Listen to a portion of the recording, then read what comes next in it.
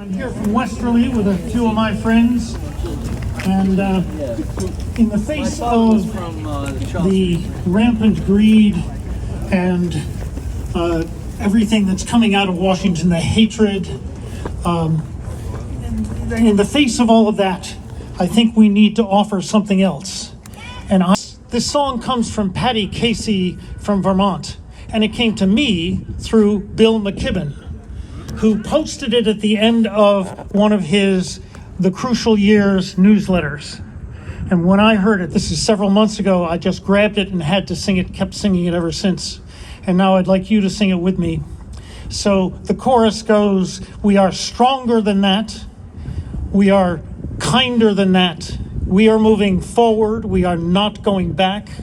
We are stronger than that. We are kinder than that.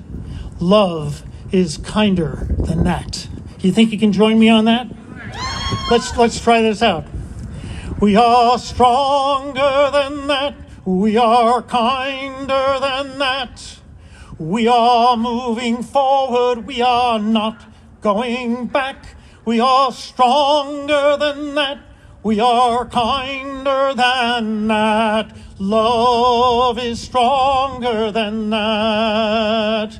When the storm is rolling in and our hopes start to fade, that's when we rise as one, our spirits like a blade. We are many, we are mighty, even when we are afraid. We are stronger than that. What are we? We are stronger than that. We are kinder than that.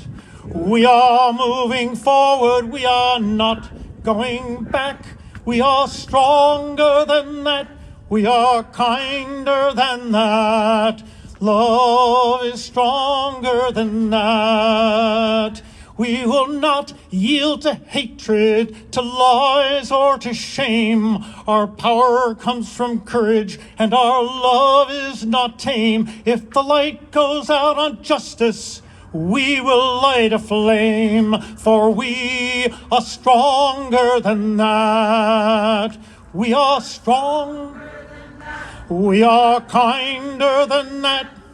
We are moving forward. We are not going back. We are stronger than that. We are kinder than that. Love is stronger than that. And for those who have been turned away, we open up our town. If fear can build a wall, then love can tear it down. We'll build a bigger table for all to gather around, for we are stronger than that. We are stronger than that. We are kinder than that. We are moving forward. We are not going back. We are stronger than that. We are kinder than that. Love is stronger than that. Sing that one more time. We are stronger than that. We are kinder than that. We are moving forward. We are not going back. We are stronger than that. We are kinder than that. Love is stronger than that.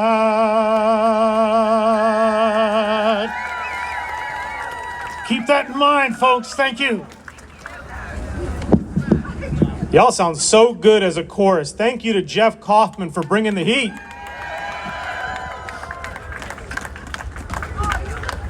Before we start, I just want everybody who's facing this way to just turn around and look at the crowd that's coming in from back there.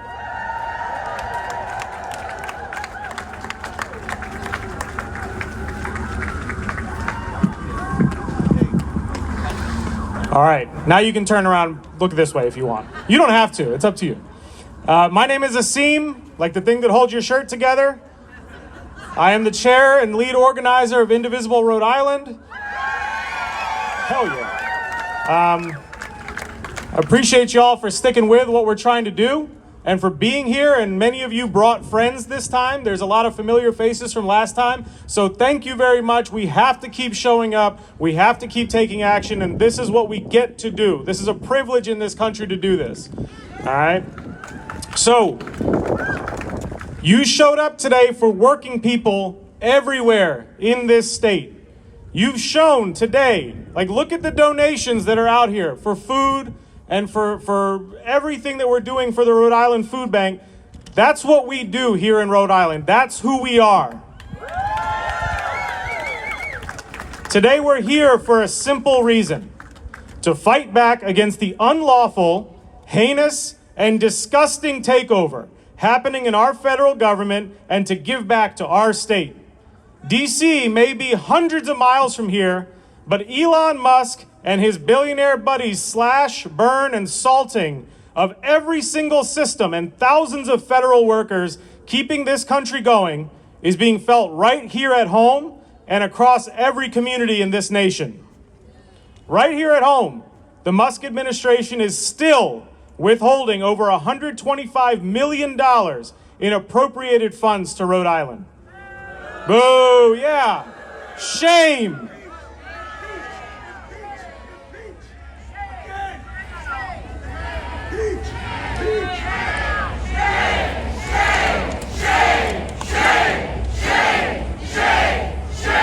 It is shameful.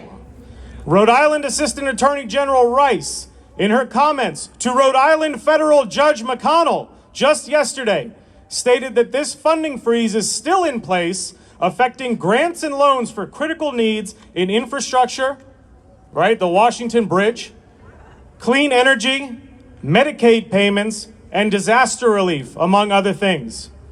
But Elon Musk's funds in his bank account are not frozen.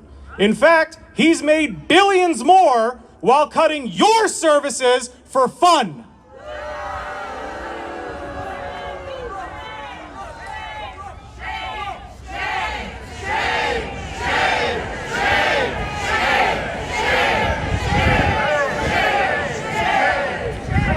NIH and other research grants remain frozen. Our universities are scrambling to figure out how to continue their life-saving research. With impending cuts to the Department of Education, your children and your grandchildren's IEPs and 504s, no way to enforce those. Student loans and Pell Grants, there goes access to higher education for working folks. These funds were and remain appropriated by Congress. Speaking of Congress, Rep. Amo and Rep. Magaziner, they will be here today to speak to you. And we need them. We need them to commit today to using every tool at their disposal to stop this madness. And here's the deal. Rhode Island will have their back every time they show that they have ours. Let me be very, very clear. We do not negotiate with people who would seek to harm those we claim to love and serve. We will not negotiate with those people. By ignoring the U.S. District Court of Rhode Island's clear order week after week, Elon Musk and Donald Trump are violating the Constitution and enriching themselves more off of your back.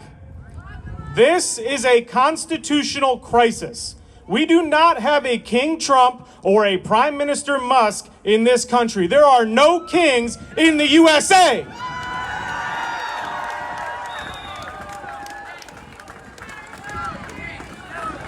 No kings, no kings, no kings.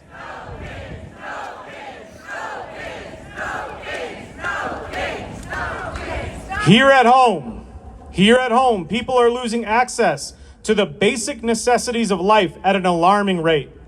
Providence has had the highest median rent increase in the country. 40% of Rhode Islanders are experiencing food insecurity, hence why we have to show up for our community to make sure there is food on the table for every Rhode Island family. Just the other day, we learned that the Rhode Island Food Bank serves 100,000 people every year. Let's do a little math. That's 1 in 10 Rhode Islanders. 2,000 seniors, about the size of this crowd right here, 2,000 people, are relying on federal funding for access to have meals delivered to them, and another 600 are on a waiting list.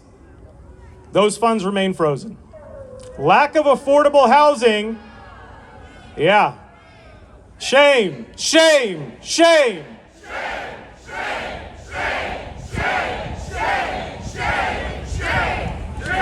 Lack of affordable housing led the rate of unhoused people in Rhode Island to rise over the last 4 years by nearly 400%. This cannot continue. And yet, here we are with MAGA Republicans, cowards, emboldened by hiding behind Elon and Trump while privately saying they're concerned. Looking at you, Susan Collins. In the House of Representatives and in the Senate, aiming to gut SNAP, which for those that don't know stands for Supplemental Nutrition Assistance Program, literally taking food from people, which would affect 34,000 Rhode Islanders, and Medicaid almost completely. Elon Musk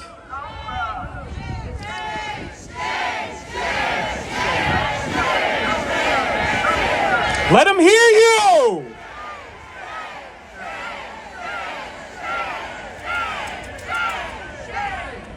And many of you saw Elon Musk is parading around with a chainsaw on behalf of the United States of America on an international stage, putting the message out to the world that he is gleefully responsible for the horrific purges of our federal workforce and services that are designed to keep us safe and secure America's role in the world. All for what? So Donald Trump can deliver on his promise to his billionaire buddies that he will give them the biggest tax cut in the history of this country for them buying him the presidency.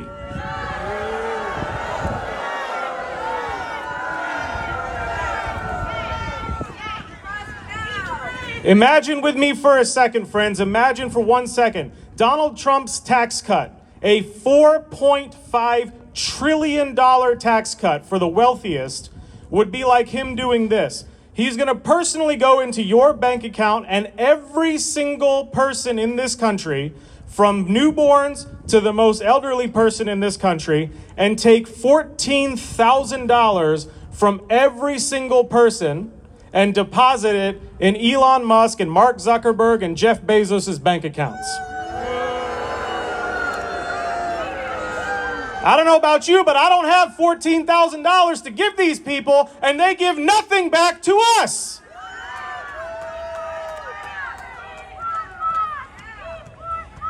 So I'm going to need your help here because I want to discuss Elon Musk for 1 second, then I'll get off the stage because nobody else wants to hear me talk, all right? I'm going to need your help here, and you'll catch on. Did Elon Musk found PayPal? No. The answer is no. He glommed on as a Peter Thiel fanboy. Did he create, design, or found Tesla? The answer is no. He bought it with his Jade Mine money and put his name on the documents as a founder.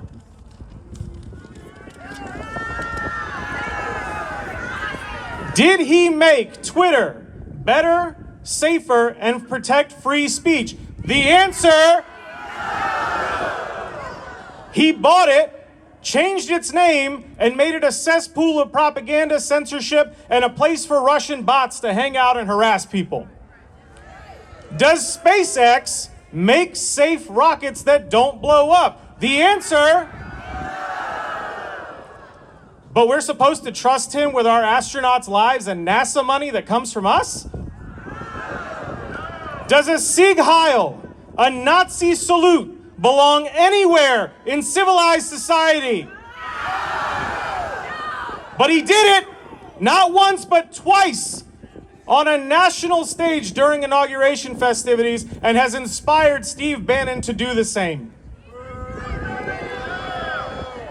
Compare that to anyone standing in this crowd or that you're going to hear today. If we were so colossally, overtly inept and hateful and that everything we touched turned to crap, do you think they would put us in charge of anything? Of course not. The administration knows their actions are wildly unpopular and they would never get this passed through Congress and legislation, so they're just going outside the rules to do whatever they want, and that doesn't fly in America. And here we are with craven billionaires unlawfully running unchecked through our federal agencies and sitting in the Oval Office giving press conferences and interviews alongside the president of the Kennedy Center. Some of you got that joke. My wife told me it wouldn't land. Sorry. This is illegal, it's unlawful, and we have had enough. So today, we are here to recognize our collective power in pushing for a stop to this. They have the power, we have the numbers. Let's use them! I want to welcome Wesley Garner, one of the newest members of Indivisible Rhode Island and Climate Action Rhode Island, to share his story.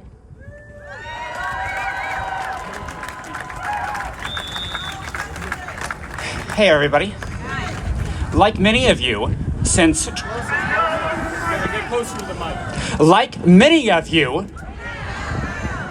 Trump's second inauguration, I feel despair.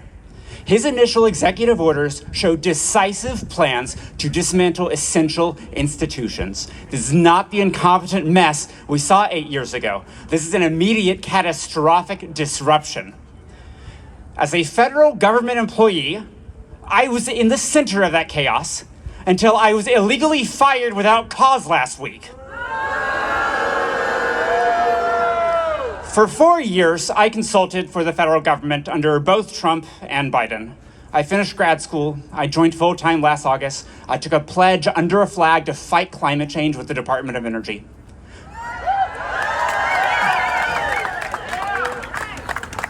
I'm labeled a probationary employee. Easier to fire, only because I'm new to the role, not to government service. I am as close as you can get to being a banker for the government. My agency, the Loan Programs Office in Energy, lends money to build projects that save Americans money on electric bills. We back technologies proven in labs, but they're too risky for private banks. We incubate new markets. Our track record speaks for itself. Thousands of high-paying union jobs created, hundreds of millions saved in electricity bills, and profits that go directly back to taxpayers. Last year, we funded sustainable aviation fuel, 2 new refineries. 15 years ago, we backed an upstart electric vehicle manufacturer. It calls itself Tesla.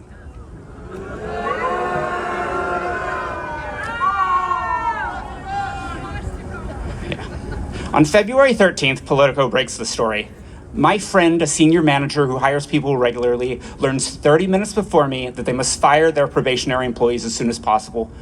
I called my wife sobbing, teammates flooding my inbox with commendations, hoping some written documentation of my performance would protect me. It didn't.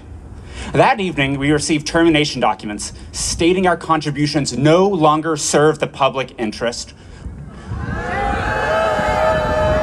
It's not a nice thing to say. We are locked out of our computers overnight, many without a chance to say goodbye to the colleagues we've worked with for a long time. The firings continue into the next morning. 45 people in my office, about 2,000 at Energy, tens of thousands across the government, 5,000 more planned at the Pentagon next week. No severance, no explanation, no decency. The scope is difficult to measure because they're firing the staff who document the firings and hear the appeals. Rhode Island has 8,500 federal employees and even more contractors.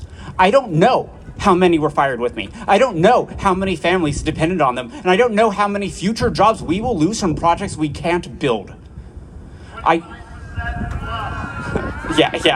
least 25%. I do know our electricity bills will rise. Our team's project pipeline has to shrink. Our air will grow dirtier because we finance fewer clean power projects. The next-gen geothermal, nuclear, and batteries our grid needs. Our nation falls behind as you can't invest in the technologies needed to decarbonize our economy and create the high-paying jobs we need. We surrender our leadership to China, who isn't stopping. They were responsible for 60% of global renewable energy growth last year and reached peak fuel consumption this past week. If you truly want to make America great again, you want government leadership committed to building transformative infrastructure that trains our workers, advances our technology, saves our energy, and protects the soils and seas of our grandchildren will inherit.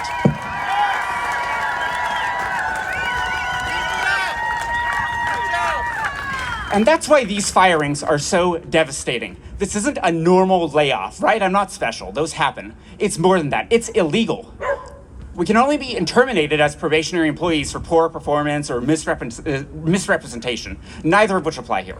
It's also fiscally irresponsible. The IRS employees alone, they each generate millions more in revenue than they cost. They fund essential government services like the military, the cancer research labs in their agricultural communities, and we're going to be out of the money that we use for all of that. And it's deliberately, more than that, cruel. The new OMB director's explicit goal verbatim is to traumatize the federal workforce. It's hard for me to respect someone so enthusiastic to cause so much pain. Shame, shame.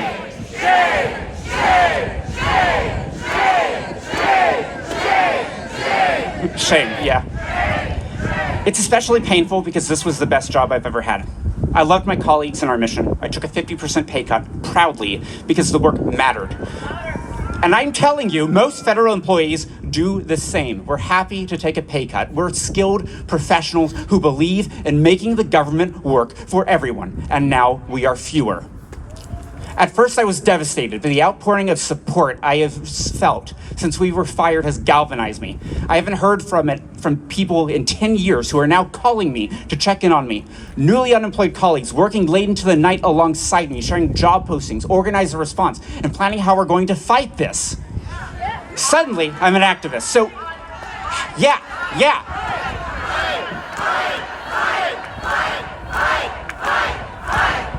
So how can you fight this? Contact your representatives.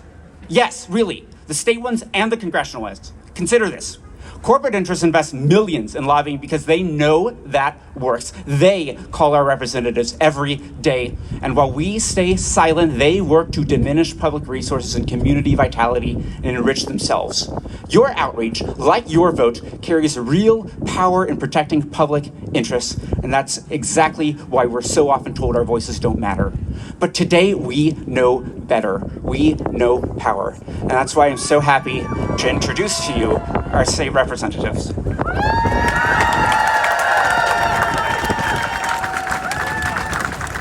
I am not a state representative, but we're looking for Megan Cotter right here. Give it up for Megan Cotter.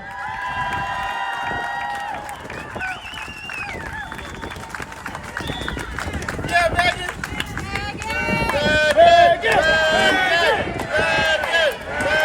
Hello, I have to bring this down a little bit. I'm not as tall. My name is Megan Cotter.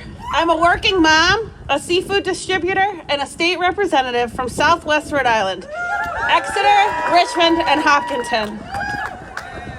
And with the help of some folks here, like the Working Families Party, I won my seat at the State House by defeating a do-nothing rep whose biggest claim to fame was attending the insurrection. We beat him in 2022, and when no one thought we could do it again, we beat him in 2024. I live in what a lot of people think is the most conservative district in Rhode Island. Trump did win my district with 52% of the vote, but I did not focus on that. When you get to the heart of it, that's not what people really care about. People care about the things that impact their lives the most. And no matter your zip code or your party, we all want the same things. Quality health care that does not bankrupt us. Good schools, childcare, housing,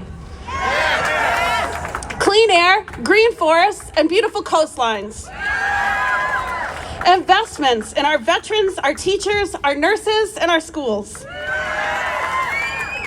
When we stick to the real issues and not the conspiracy theories and the distractions, we can fight back and win.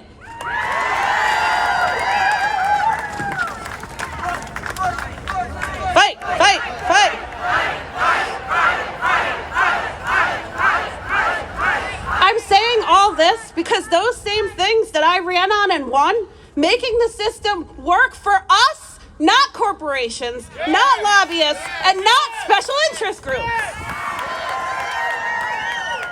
Trump, Musk, and their billionaire buddies are pushing an already broken system even more in their favor. Not for you and not for us. We're talking about cuts to the VA that leaves veterans out in the cold. Theft to your Social Security that you have paid into. Cuts to Medicaid for struggling seniors and families. And cuts to education funding. They want to kick the can down the road on energy policy, saving you $1 now, but leaving your children and your grandchildren the mess to clean up. They are hell-bent on increasing your grocery costs from their self-inflicted trade wars. Their goal is to distract us and generate fear while they take money right out of your pocket and put it right into theirs. Just like the CEOs here in Rhode Island, like Rhode Island Energy, who cry crocodile tears when we talk about rising costs for families, but then wipe them up with their big bonus checks they get from successfully ripping you off. It's the same old playbook. But I'm here to tell you today to be bold. Yes. Stand up to Trump, stand up to Musk, and stand up to the billionaires who cry poverty while some of our children are going to school hungry. Yes. How? How do we fight back? Right here in Rhode Island. That's how. We need state action to protect ourselves from the worst of what's to come. Between Musk's chainsaw tactics and Trump's Project 2025, defunding of Social Security, Medicaid, Rhode Island is set to lose hundreds of millions of dollars year after year. That means that all of us and our families will be left out in the cold. State leaders have dragged their feet for far too long on taxing the wealthiest among us. We cannot wait any longer. Starting today, you call your state rep, you call your state senator, and you demand action. Tell them, when they talk to leadership, that we need to start taxing anyone who makes over $600,000 a year. Tax the rich! Tax the rich! Tax the rich! Tax the rich! Tax the rich! Tax the rich! Tax the rich! Let them go to leadership and tell them, my constituents just won't quit on this issue. When you call them, you tell them to be bold. Fight for you.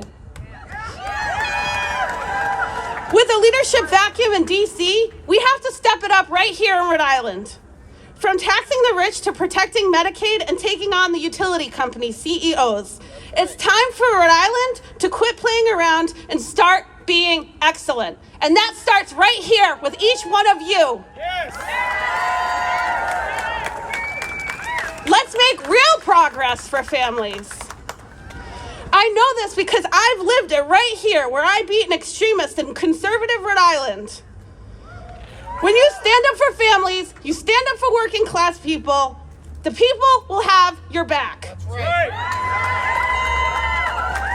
Bring the energy. Shut down the grift. Stop the Musk takeover. Take the action at the state level. And Rhode Islanders will have your back the way they've always had mine. That's right. It is my pleasure to introduce my Congressman, Seth Magaziner.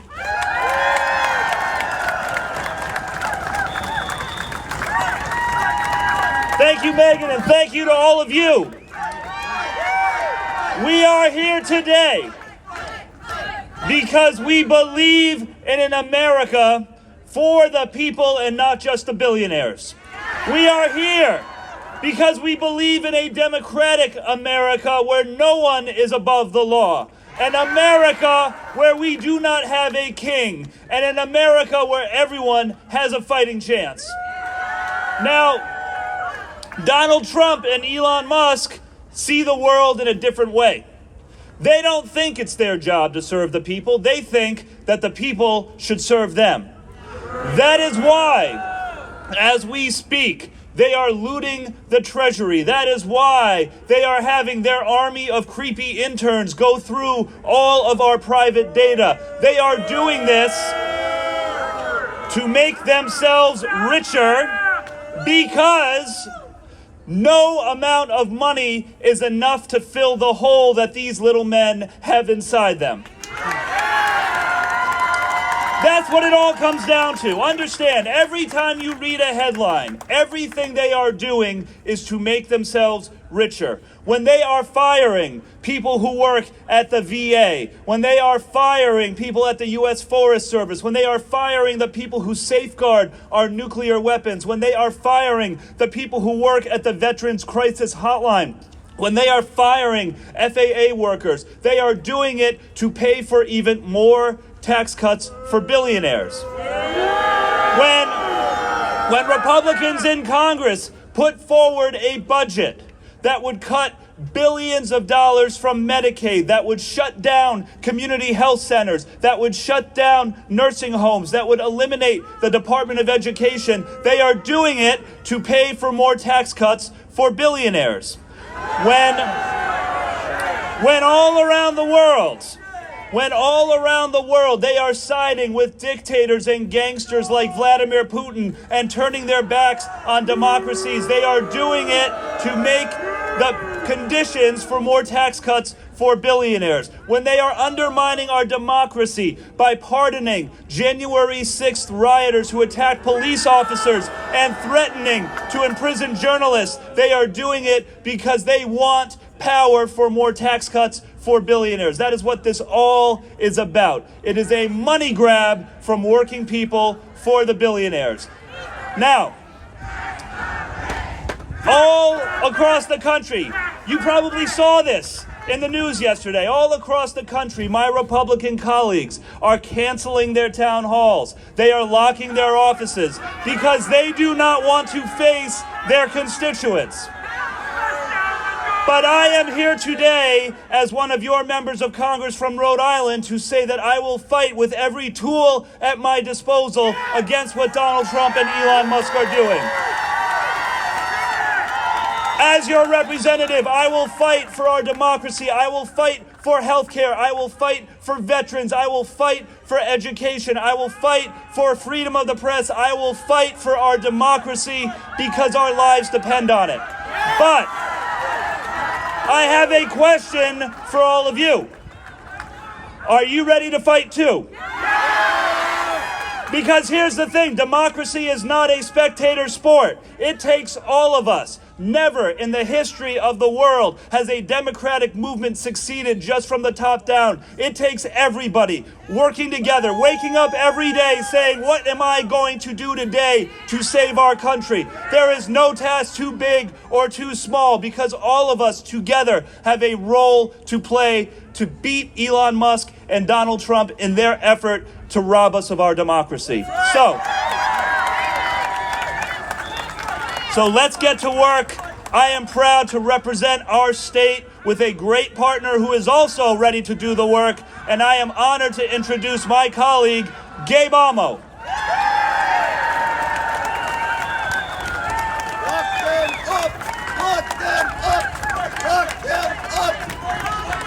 This is a powerful sight.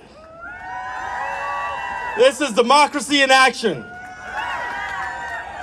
And see, I wasn't feeling so well just a few minutes ago. I said, I don't know if I can make it. I don't know if my voice is going to do it. But I am so glad I'm here. And I am glad I'm here because, as you just heard my great colleague from the 2nd District say, we are in this together. And I know it's been a heavy moment. It's been a heavy 30-plus days where we have experienced an onslaught on our values, on the things that we believe in. A defiance of norms, a defiance of rules, a defiance of what we are in this country when we work hard and come together, a government that works for us. We've seen just the opposite. We've seen a government work against us. Amidst the bird flu, firing people from the FDA. Where we have this powerful nuclear arsenal, firing the people who would monitor it. When you look at the Department of Treasury and these 19-year-olds who should be spending their time on TikTok are in the guts of the systems that give our senior Social Security, that's something wrong. Shame, shame.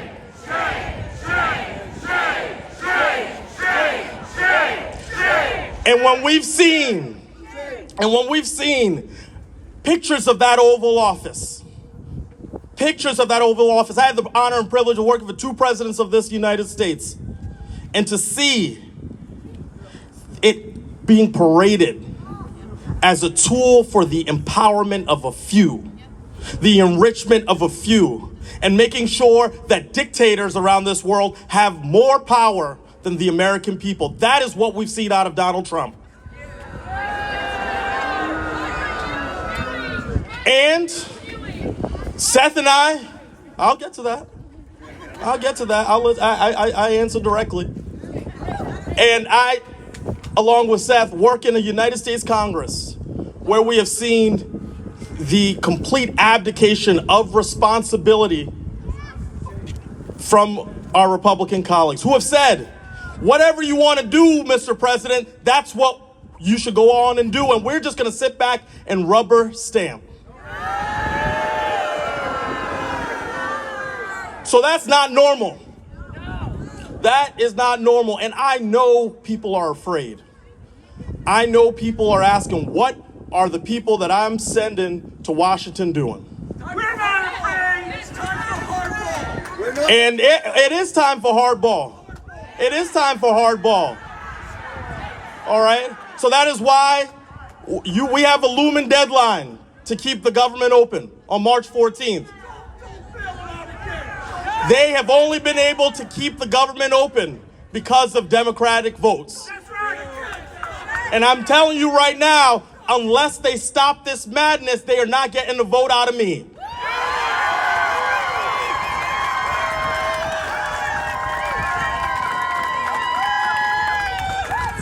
The basic functioning of government is essential, but what is even more essential is that we do not let our government destroy the fabric of our country. And so I say to you, we have work to do, but we and those of us who are elected are part of the solution, but we are not the whole solution. Well, I'm the part that's going to exercise my voting privileges in Washington to represent Rhode Island. And that is what my commitment is today. You see, because I'm not going to duck anybody yelling at me. If you have seen anything on the internet this week, you see that the conservative talk radio, they want to send people at me to tell me that I'm lying. I believe that we must lead with facts and not fear. We must lead with truth over lies. And everything that we have seen come out of this White House, out of the Trump-Musk administration has been about lies. So what's going to happen this week? You're going to see them advance a plan to cut Medicaid. And that is not me trying to drive fear. That is the truth. I sat in a committee hearing in the House Budget Committee for 12 hours where I saw my Republican colleagues over and over and over again defend tax cuts of at least $4.5 trillion for billionaires. Just so they can cut Medicaid and cut SNAP. Tax the rich! Tax the rich! Tax the rich! Tax the rich! Tax the rich! Tax the rich! So we will stand up. We will stand up and work as aggressively as we can to make sure that this plan does not move forward. But I'm telling you, this is just one round in this battle. So we have to stay in this together. We are powerful. Do not fall into the trap of feeling like we are powerless. This assembly of people demonstrates that power, but we have to keep doing it. We should not expect some superhero to come on from high. In our back pockets, we all have capes. We have to put them on. We have to be the superhero in this story. We have to continue to work together for our communities. So I know it's going to get tough. And I want to be very, very clear and serious about this. It's not going to be a few rallies that change this. It's not going to be a single election. It's not going to be a single call that you make to an office. It is going to be consistency of that advocacy, consistency of this movement, and that is how we get progress. And that is a tough pill to swallow sometimes. But I know that we are in this together. And I will do everything in my power, everything in my role as a member of Congress from Rhode Island, everything in my power as someone who is part of this community to work together to stop Trump and Musk from their seizure of our country, of our values, and of our future. So I just have a question for you. Are we in this together? Yeah! Are we in this together? Yeah! Let's hang in, let's hang tough, and I know that we have brighter days ahead, but we have to keep fighting.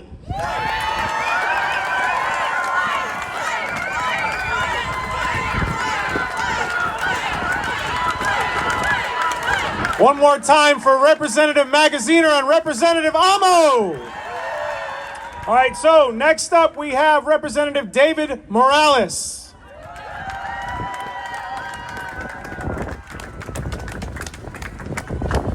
Now, brothers, sisters, and non-binary friends, as we have seen day in and day out, there is an assault happening on the needs of working people across our country.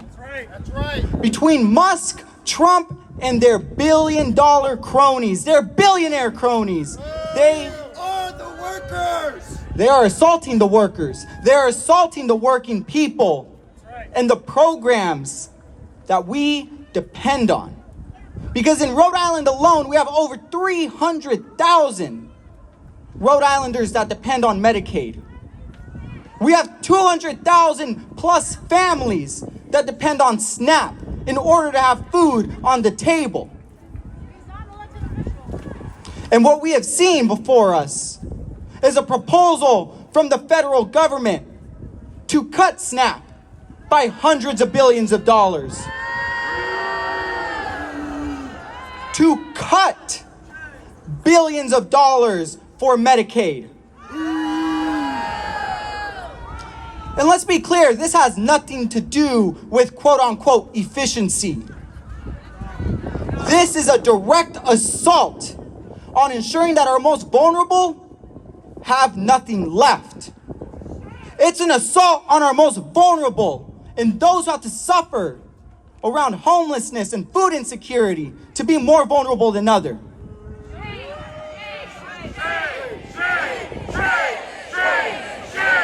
Shame, shame, and more shame. Because the question then becomes, with all of these cuts, trillions of dollars in cuts that are being proposed and bragged about overseas, where is that money going? It's going to pay for tax cuts for millionaires and billionaires. It's going to line up the pockets of greedy CEOs that never have enough. And I want to be clear as to how we got here. It's important for us to reflect that during the presidential election, Elon Musk spent $288 million directly in relation to PACs, super PACs, and to influence the outcome of the election. So let me ask you, is America worth $288 million? I say no. Our country is priceless. Our country, our state cannot be defined by hundreds of millions of dollars, especially those from greedy oligarchs. And for that reason, we need to address the ongoing root of the issue. We got here because of the money that exists in politics. We got here because of the excessive influence that we have allowed for super PACs to play within our election system. Because when these super PACs invest the hundreds of millions of dollars towards election, they're focused on dividing us. They're focused on using the rhetoric of the day to spiral fear into our minds. They don't talk about class issues like we are today. They're talking about issues that are focused on division. And they have the hundreds of millions of dollars to spend on propaganda in order to instill fear. But we are here today united as a community to recognize that, again, America is worth more than $288 million. To recognize that no corporate lobbyist, no corporate PAC can undo the influence of people that show up on the ground. And for that reason, I am proud to announce that this upcoming week in the legislature, I will be introducing a bill to prohibit super PACs from ever engaging in any election here in our state.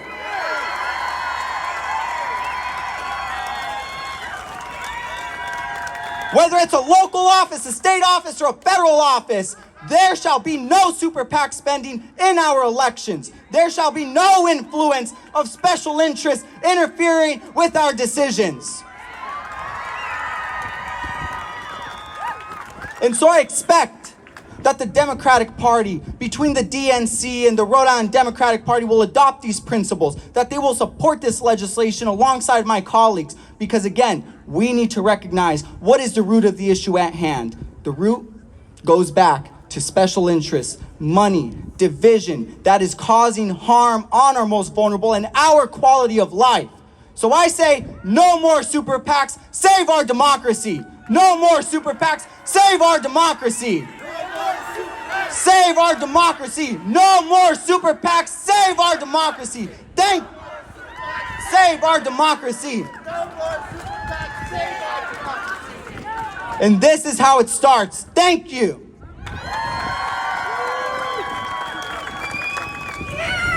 Look at all these people, amazing.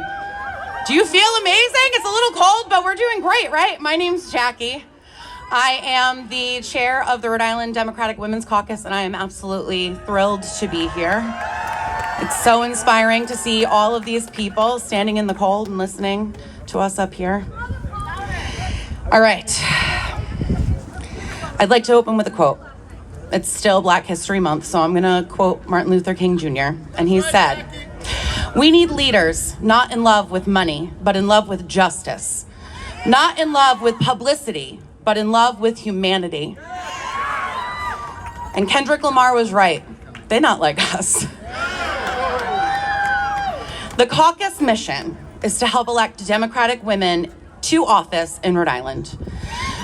But my fear is that if the SAVE Act passes, it will put unfair burdens on women voters, if not prevent them completely from exercising their right to vote.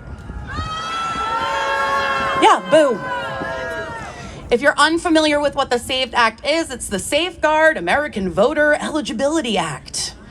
Its alleged main purpose is to prevent non-citizens from voting. Well, that seems unnecessary since that's already federally illegal.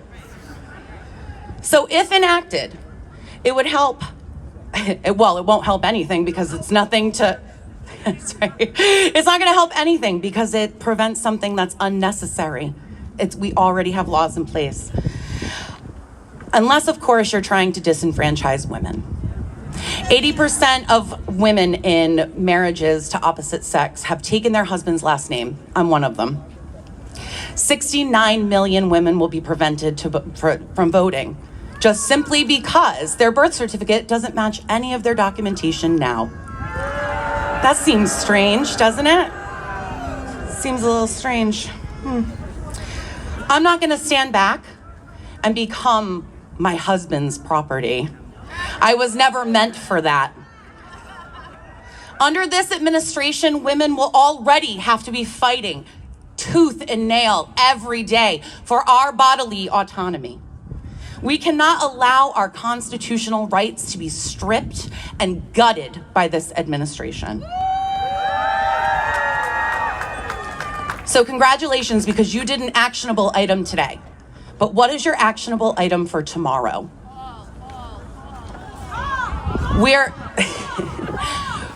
Call your senators, call your representatives. Thank you, Megan Carter. Thank you to all the representatives here and senators. I have to make one more point, and then I'm going to let Cherie Cruz, the great representative from Pawtucket, come and talk. I need everybody to take a breath. I need you to remember that this is a long fight. 4 years is a long time. Take care of yourselves, take care of your community. As an RN for the nearly 15 years, I can't let this opportunity pass to talk about one more thing, and that is RFK Jr.'s assault on mental health.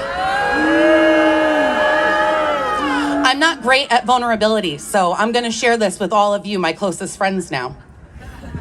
If it wasn't for antidepressants, that life-saving medication, I would not be here.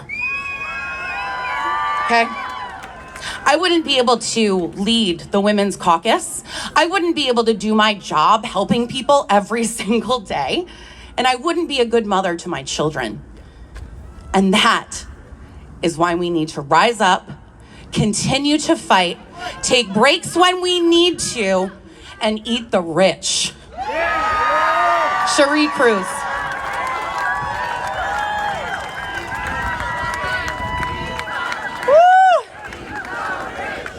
I was just told there's some Nazis across the street, so we gotta be loud, right? We gotta be loud for justice, right? No Nazis, no peace. No Nazis. Woo. Freedom and liberty! Freedom and liberty! So I'm a mom and a grandma and a state rep in Pawtucket. And I gotta say, I ran for office as a working class person, someone who grew up in poverty, and with the support of the Working Families Party, I'm here today so proud to represent my community, but so proud to stand up against Trump and Musk and their fascism, because we're here to stay, right? People power.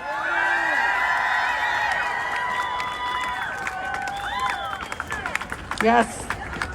You know, we're ready to stand up and fight against these millionaires and billionaires in DC, these bullies who are still withholding $125 million of our money that we desperately need. People in my community and your communities across the state desperately need to survive. You know? Yes.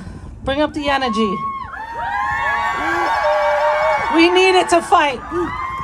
My family grew up in severe poverty in Pawtucket. We relied on places like the George Wiley Center to keep our utilities on. We relied on places like Biff Cap and the churches for our food at the food pantry. And we're also hearing about where they got their food from the Rhode Island Food Bank. And we're hearing about those cuts, right? Over 100,000 people here in our state rely on the Rhode Island Food Bank. Where over 2,000 are our seniors, and we can't let anyone go hungry because of these greedy billionaires holding on to those dollars. We're talking about 250,000 cut. Money they just throw away, piss away every day that we need just to survive. That's right, boo. Boo. So you know what? There's so many of us. So I am going to make a plug to come together, go to the Rhode Island Food Bank.org and start donating now, because I want to say F you to Trump. Take that money and shove it up your ass, because we're going to make sure our people are fed. Right? We're going to make sure we're fed. We don't need those bullies. That's why I ran, because I was sick of people in power who had no idea what it was like to struggle to survive. know what it was like to go to bed several days out of the week without having any food, without worrying about that next eviction is the one that's going to put you out here on the street, or that bill that doesn't get paid and we won't have lights or heat anymore. Well, I do know what it's like, right? And I'm ready to fight. I'm not afraid, and I know all of you out there aren't afraid. And that's why I ran. I ran, right? Because these millionaires and billionaires trying to hold these resources, they don't have our best interests at heart. What do they know what it's like, right? All they know is the greedy capitalist playbook. Extract as much money from the working class people until we're out here on the streets starving and cold. That's all they know. But I know this. We have the numbers, and we can build collective power. Woo! We are the workers! Woo! We are the workers! Don't let them! I know I saw over the last 2 decades here and across the country of this housing crisis and how it got worse. I watched over those same 2 decades the growth of corporations and billionaires taking over our housing market, and the rich getting richer as the working class became poorer. And it's happening all over the country. I hear the stories and the fear this Trump-Musk administration is trying to instill in people, right? But we won't be bullied. That's right. What do we do to a bully? We punch him right in the face, because that's what I do. We're going to come right at him. We won't live in fear, and we can't live in fear. We have to take that fear and turn it into action, right? We got to take that fear. We got to get so mad. We got to turn it into anger and turn that into action. Are you ready to do that?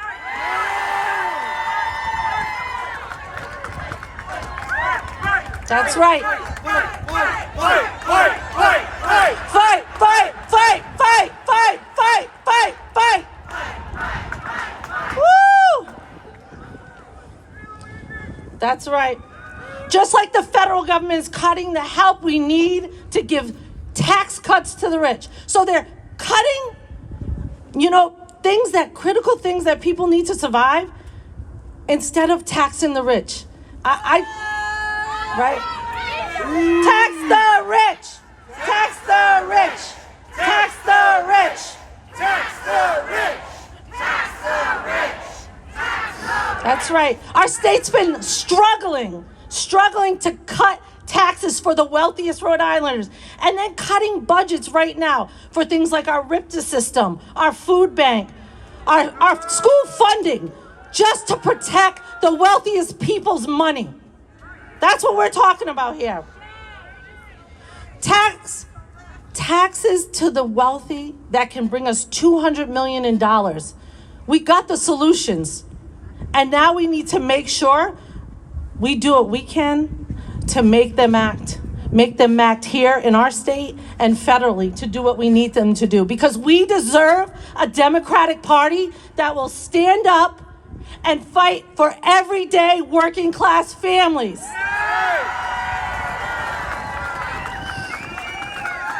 A Democratic Party that stands up and fights against corporate greed and the billionaire class. It's the only way we're gonna win. We will not be able to enable the rich to have power over us anymore. Right? I need you to get out of this fear and get into anger and into action. And we have to fight back against Trump and Musk's chaos and corruption. And the only way we're able to beat Musk is if we keep dark money out of our elections. Right? We heard my colleague, my friend, I want to thank Representative David Morales for pledging to take action against super PACs. I absolutely support and demand that we do that. And I want to pause and look around because we can actually achieve something massive today. If everyone else of my colleagues on this stage and fellow representatives and senators make this pledge too, and it will be heard by the Democratic Party, the Republican Party, and by Elon Musk himself. We won't let him buy elections. Right? Are we gonna let him? Lock them up! Lock them up! Lock them up! Yes. So that fight to take back our democracy from billionaires starts and begins right here. That's right.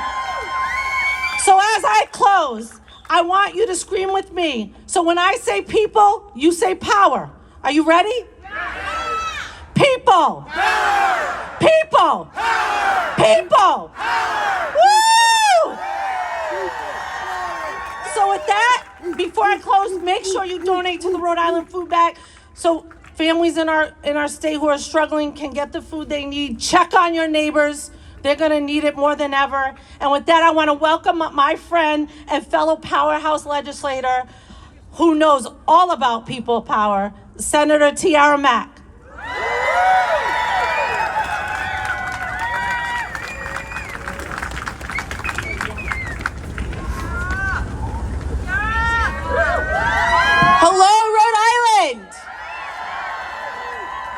It's so good seeing so many people fill the lawn of the State House today.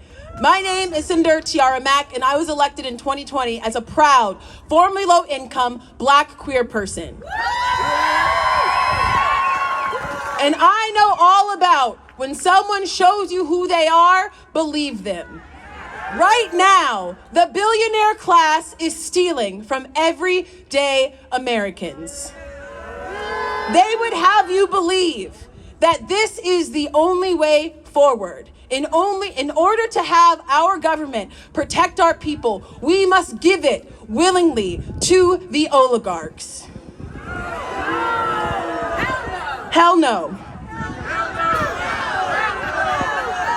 The American government is under siege from oligarchs, and someone last time told me that there were people in the crowd who wouldn't know what that meant. And as a formerly low-income Black person, I knew what hunger felt like at the age of 8 when I went to a school building that didn't guarantee free meals for every student, no matter what income they had. As an 8-year-old, I knew the harsh realities of eviction and being that close to being on the streets.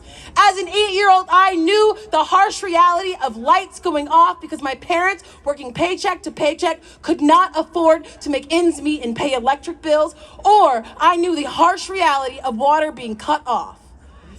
I know, and Americans know, what a grift is, and they know when someone is stealing their hard-earned tax dollars to benefit other people who are not the working people in our state. That's right. People. We are the working people in this state. We are the working people in this state. I know that we have so many fights ahead, but I stand here determined and I stand here hopeful because all across the state, day in and day out, we do the hard work right here in the Rhode Island State House, in your local communities, giving back to the food banks, whether you're a teacher, whether you're a union worker, whether you're working in our hospitals, caring for the most needy, whether you're a social worker, making sure that anyone who is on the streets experiencing homelessness in New England during the coldest days of our month is protected. You are doing the work. And that's what we need more of all across our state. We see you and we love you, and we need that work to continue. We know what it takes in order to see dark days in our past. And this is during Black History Month, as a Black queer person, I know what dark days look like because it's written inside of my DNA. And I know because of my own history and being taught a history that they are trying to take away from us, that we can and we shall overcome.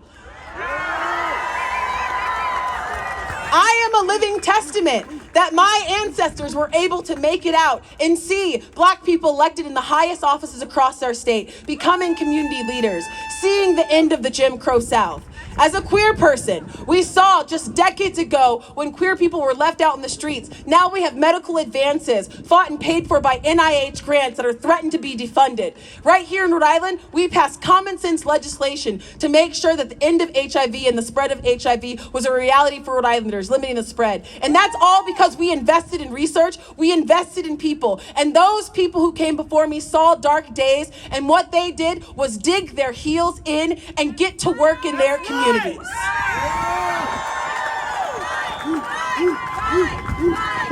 We fight.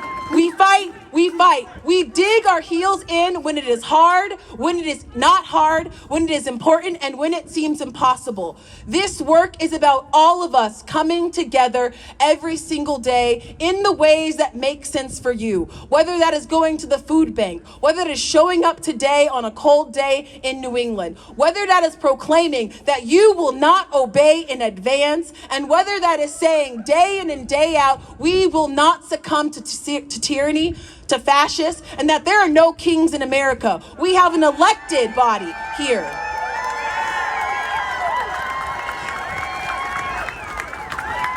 And it is that audacious hope that makes me reassured that all of the fights, whether they're at the federal level or right here in this state house, we need you to hear our calls. As the elected officials who came before me, whether it was Representative Morales or Representative Cruz or Representative Cotter, or the host of other electeds that we have here, the fights at the federal level are not more important than the ones that are happening right here in this state house. Make sure you call your elected officials.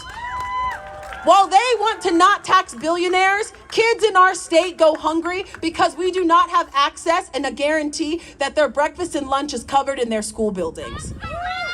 We need to tax the rich so we can feed our kids. Tax the rich. Tax the rich. Tax the rich. Tax the rich. Tax the rich. Tax the rich. We need to tax the rich so that homelessness is not a reality, because right here in our state, since the pandemic, we've seen over a 400% increase of people who are in tents all around our communities. We need to tax the rich because we know that housing is a human right. And right now, there have cuts to HUD that threaten the very livelihoods of the most downtrodden Rhode Islanders. And as that 8-year-old who knew what eviction felt like, I know that everyone here is more closer to eviction and to homelessness than they are to being in the class of billionaires who are threatening to take over our government. And that's why we need to tax the rich. They don't know what it's like to work. They want to defund our government so that your hard-earned dollars aren't going to funding quality, high-quality public education for all kids, whether or not they have an IEP or a 504 plan, whether they're in the suburbs, whether they're in a rural community, or whether they are someone who lives in the suburbs. It is a right to education here. We need to make sure that everybody in our communities is taken care of. We need to tax the rich because the promise of America isn't just for those who have the bank accounts and the pockets to fund it. The promise of our democracy, the promise of our future is built on the people who are right here fighting for it now. It's right here for the people who dig their heels in every day and say, I'm going to do one small action to make sure I know my neighbors, to make sure that no one goes hungry. In the richest country in the history of the world, there should be no hunger. There should be no homelessness. And there should be no one who doesn't feel like their power is less than someone because they have fewer zeros in their bank account.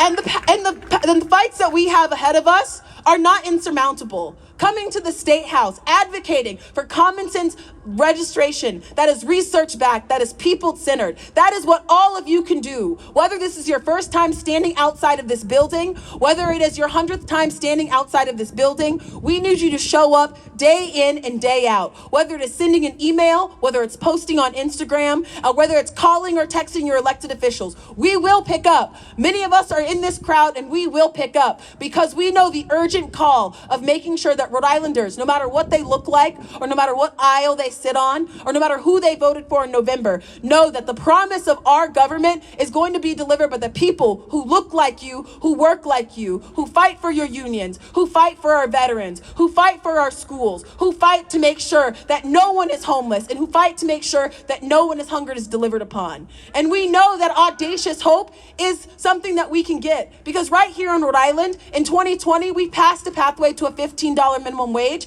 and we got that on January 1st of this year. We know how to deliver on that promise right here in Rhode Island, because in 2023, we passed an eviction ceiling piece of legislation that ensures that thousands of Rhode Islanders have more housing security than the years before. We know what we can do when we fight together, we win. And that's why when they want to instill us with fear, when they want to have their counter protests, when they want to wave their flags, when they want to raise up millionaires as bigger than men, and when they want to call people in a position of power kings, we know exactly what to say to them. There ain't no power like the power of the people. And I always want to close centering the leaders who came before me, the powerful leaders who saw worse and ugly days in this America, whether they were fighting against the Jim Crow South or the segregation in the South not too long ago in the previous century. The words of Ashada Shakur: "It is our duty to fight for our freedom. It is our duty to win. We must love each other. We must support each other, because all we have to lose is our chains." I hope you all continue to feel grounded in your resolution. I hope you all continue to feel grounded in the resistance. I hope you continue to feel grounded in the love and the support that you have right here in this state, where you know that your elected leaders at the state level are fighting for you every single day.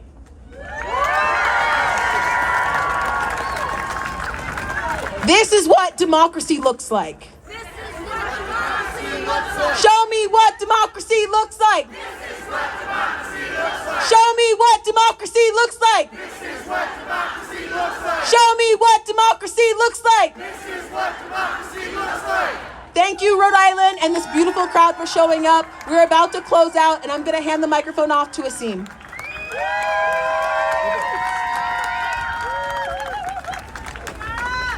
One more time for all of our speakers. Okay, so I feel like it's really cathartic to scream. Would you agree with that? Hold on. Are you ready to turn that? You're ready to turn the camera? You're good?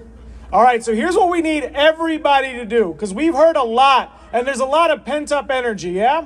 So I want you to hold your signs up, and I want you to scream at the top of your lungs. Let Patriot Front, who is marching through Providence, hear the power of the people!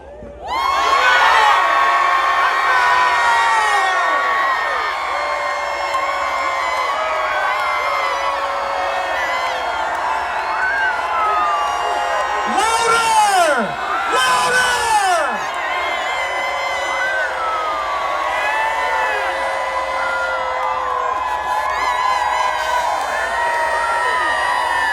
Make them hear you!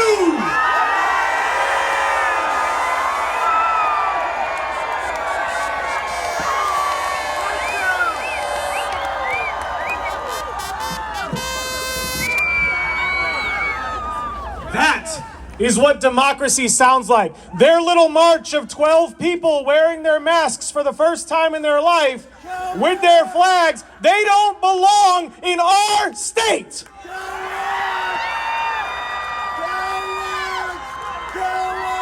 And the funny thing is, you all didn't even know they were there because they were so quiet over there in the corner back behind them by the train station. As you heard today, all of us are in this fight with 2 feet in. Let me hear you. 2 feet in. 2 feet in. 2 feet in. 2 feet in. 2 feet in. 2 feet in. 2 feet in. We're going to demand that the Rhode Island Democratic Party pledge no more super PAC money in primaries here in Rhode Island. We are going to pledge to tax the highest earners, the top 1% in Rhode Island. Tax the rich! Tax the rich! Tax the rich! Tax the rich! Tax the rich! Tax the rich! Tax the rich! Tax the rich! As we've heard, Elon Musk and Donald Trump and their billionaire buddies, they're out for one thing. Just as a reminder, it's themselves and their bottom lines. They want you to fund all of it. And your data, that is like gold to them, and it's going to the highest bidder, and that cannot happen. In their world, with the stroke of a pen or by writing an email, as we heard from our friend Wesley, they can just fire their workforce whenever they want. They can gut whatever services they want, and there's no oversight because they're in charge of their companies. They can bust unions and trample the rights of working people for sport. And the way systems are set up in capitalism, that's their right in the private sector. Last I checked, and last all of us checked, that is not how it works in our constitutional republic here in the real world, in the public sector. That's not how it works when our public dollars, our public goods, and our public employees who serve the people are involved. They have no right to do any of this in the public sector for the people. We are here opposing the unlawful billionaire class, and we are the ones that hold this economy up. At least it seems that part has strengthened our spines to stand up for ourselves and show up for each other. So as we close, there are about, I'd say, almost 3,000 people here. Don't tell me nobody knew this was happening. Don't tell me there's not a resistance here in Rhode Island to tyranny and fascism. You can't convince me or anybody that spoke today that we don't care about each other in this state. So here's what we got to do. There's QR codes on a table over here. You can scan them and you can get involved with Indivisible Rhode Island, and you can donate to the food bank. Please follow us on Blue Sky at Indivisible RI. At Indivisible RI. That's all you need to do. If you didn't catch it, Steve's recording, I'm recording. This video is going to be everywhere. We'll help you. All right? Thank you. Thank you. Thank you! Thank you! All I did was send an email. Thank you to Climate Action Rhode Island,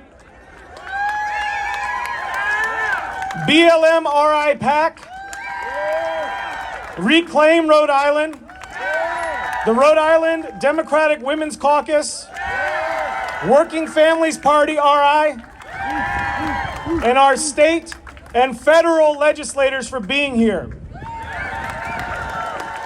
We are in this work for one reason, and that's to build a better, more sustainable, and more just future for all of Rhode Island.